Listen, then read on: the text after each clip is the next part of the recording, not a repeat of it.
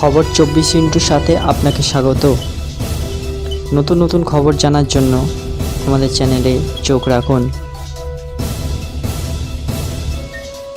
নমস্কার, খবর 24x7 আপনাদের স্বাগত।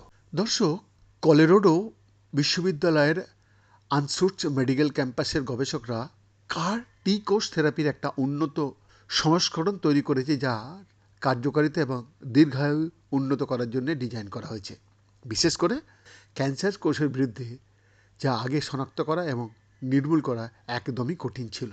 এই পরবর্তী প্রজন্মের পদ্ধতি, যাকে ALA বা আলা কার্ট অ্যাডজাংটিভ ল্যাট অ্যাক্টিভেটিং কার-টি কোষ বলা হয়, আর যে কার-টি কোষগুলিকে আরও কার্যকরভাবে ক্যান্সার কোষগুলিকে নির্মূল করার জন্য অপটিমাইজ করে, যার মধ্যে রয়েছে ঐতিহ্যবাহী কার-টি কোষ থেকে, যেখানে তারা লুকিয়ে থাকতে সক্ষম হয়েছে, বলছেন ক্যাথরিন ড্যানিস, PhD, প্রধান লেখক এবং কলোরাডো বিশ্ববিদ্যালয়ের পোস্ট ডক্টরাল ফেলো।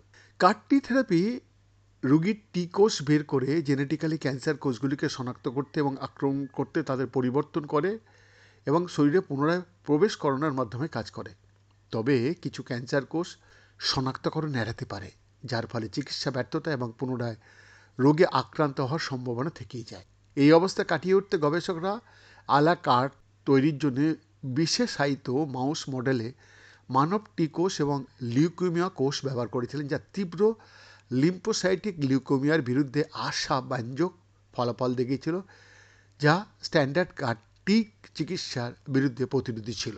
আলা কার-টি কোষের প্রতিরোধী ক্যান্সার কোষ শনাক্তকরণ এবং আক্রমণ করার ক্ষমতা আরও কার্যকরভাবে উন্নত করতে এবং এটি দীর্ঘস্থায়ী ফলাফলের দিকে পরিচালিত করতে পারে, এমনকি যখন অন্যান্য চিকিৎসা ব্যর্থ হয়, বলছেন এরিক কোহলার, MD, PhD, সংশ্লিষ্ট লেখক এবং কলোরাডো ক্যান্সার সেন্টার বিশ্ববিদ্যালয়ের সদস্য।